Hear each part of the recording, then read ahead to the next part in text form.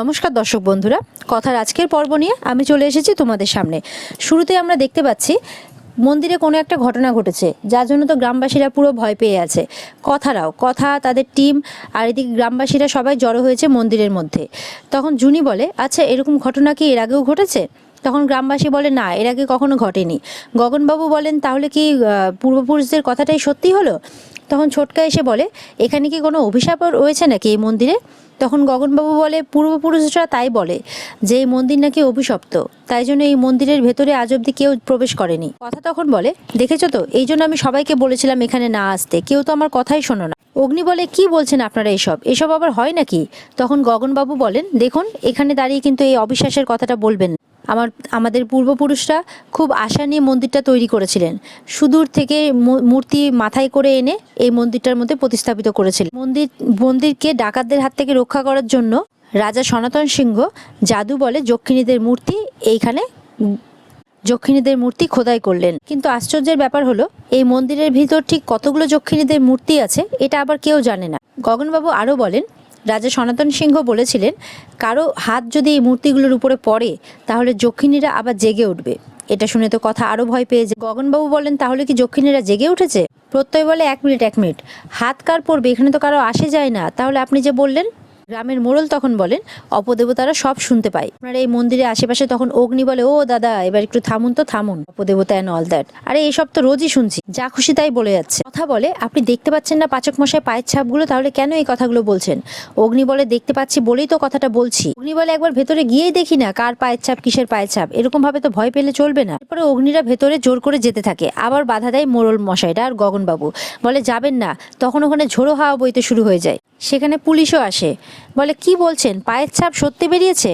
তখন গ্রামের মোড়ল বলে যে, হ্যাঁ, আপনি এক কাজ করুন, এই মন্দির সিল করিয়ে দেন, তাহলে কেউ ভেতরে গিয়ে বেঘরে ভূতের হাতে প্রাণ দেবে না। অগ্নি বলতে থাকে, আমাদের মনে হয় আমাদের ভেতরে একবার যাওয়া উচিত, কারণ দেখ, কেউ তো একটা বেরিয়েছে, কোথা থেকে বেরিয়েছে, কে বেরিয়েছে, এটা তো আমাদেরকে জানতে হবে। গগনবাবু বলতে থাকে, এরকম বলবেন না, মনে হয় শহরের লোক আসার জন্য এরকমটা হচ্ছে। তখন অগ্নি বলে, তাই না? তাহলে তো এবার ভেতরে যেতেই হবে। অগ্নি বলে, এই চল তো। কথা বারবার করে বাধা দেয়। অগ্নি বলে, শোন, এইভাবে না অন্ধবিশ্বাস দানা বাঁধে মানুষের মনে, বুঝতে পেরেছিস তো? অগ্নি বলে, শোন প্যাটি, চল ভেতরে চল, দেখা যাবে কি হবে। ম্যান্ডিও সেখানে সেজে আসে। ম্যান্ডি গ্রামের মেয়ে সেজে এসেছে।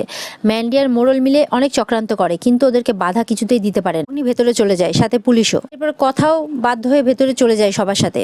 অগ্নিরা ভেতরে গিয়ে দেখে, বাহ, কি সুন্দর না ভেতরটা। কথা আবার হোঁচট খেয়ে পড়তে থাকে। অগ্নি বলে, দেখছিস, সবখানে বাড়িতে সবার মনে সাহস যোগাস, আর এখানে এসে নিজেই ভয় পাচ্ছিস। এরপরে কথা ভয় পেলে অগ্নি বলে, চল। কথার হাতটা নিজের হাতের সঙ্গে জড়িয়ে নিয়ে তারা যেতে থাকে। কথা অগ্নির দিকে তাকিয়ে থাকে। এই মোড়ল মশাই বলে, তাহলে ভেতরে ঢুকেই গেল, তাহলে এবার অন্য ব্যবস্থা নিতে হবে। অ্যান্ডি বলে, আমাকেও ভেতরে যেতে হবে, ওরা কি কথা বলছে সেটা আমাকে জানতে হবে। সবাই মিলে মন্দিরের একদম ভেতরে প্রবেশ করে। এখানে তারা যাই কথা বলছে সেটার প্রতিধ্বনি হচ্ছে, ইকো হচ্ছে। প্রিয়া বলে, আমি আর অ্যানি ওই দিকটা দেখে আসি। তখন অগ্নি বলে, হ্যাঁ যা, কিছু হবে না। কথা বলে, অসুবিধে নেই মানে? অনেক অসুবিধে আছে। তখন ছোটকাকে বলে, ছোটকা, তুমিও প্রিয়ার অ্যানির সাথে যাও না, ওদেরকে একা যেতে দিও না। ম্যান্ডি বলে, আপনারা সাহস করে ভেতরে ঢুকলেন, যদি অপদেবতারা রেগে যান তাহলে কি হবে? ভয় পেয়ে যায়। ম্যান্ডিকে কেউ চিনতে পারে না, কারণ সে একদম গ্রামের মেয়েই সেজে এসেছে। এরপরে ভেতরে গিয়েও কথারা পায়ের ছাপ দেখতে পায়, অনেক বড় বড় পায়ের ছাপ।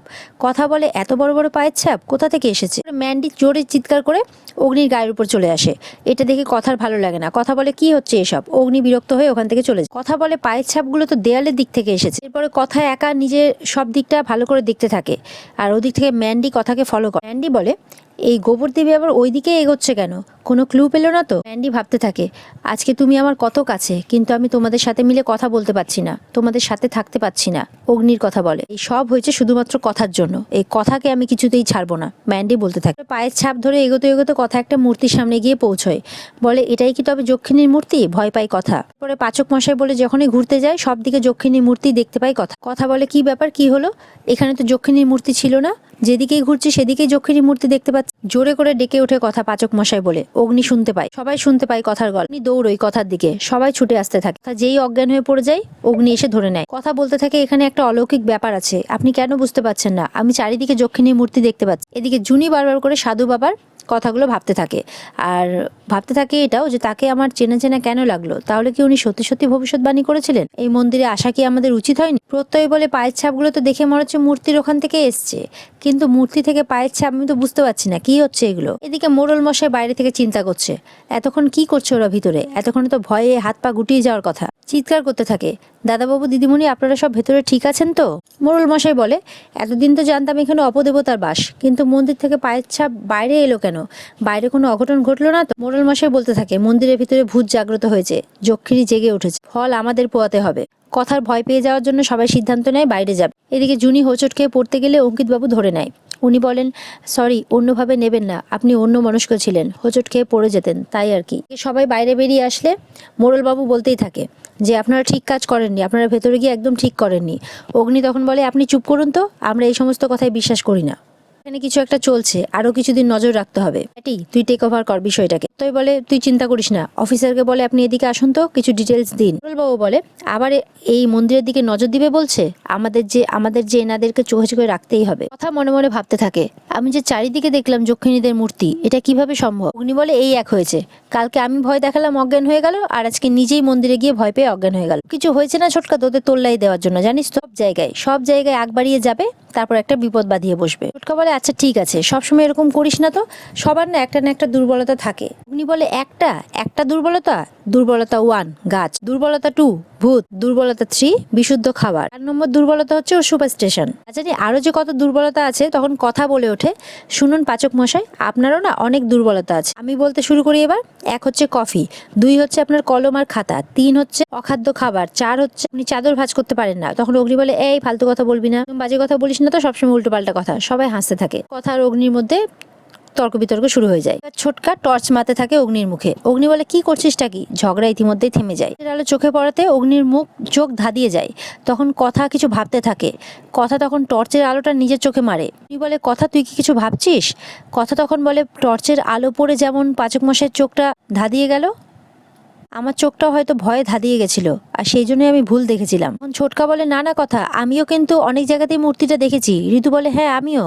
উনি বলে, তা আবার কখনো হয় নাকি? বোধহয় একই রকম মূর্তি সব জায়গায় ছিল। বারবার করে নিজের মুখে টর্চটা মারে, আর মনে মনে ভাবতে থাকে, কি করে যে পাচক মশাইকে বোঝাবো যে একই মূর্তি সব জায়গায় দেওয়ালে খোদাই করা নেই, ওটাও চোখের ধাঁধা, আর এটা হচ্ছে তেনাদের ছল। আর এখানে আজকের পর্ব শেষ হয়ে যায়।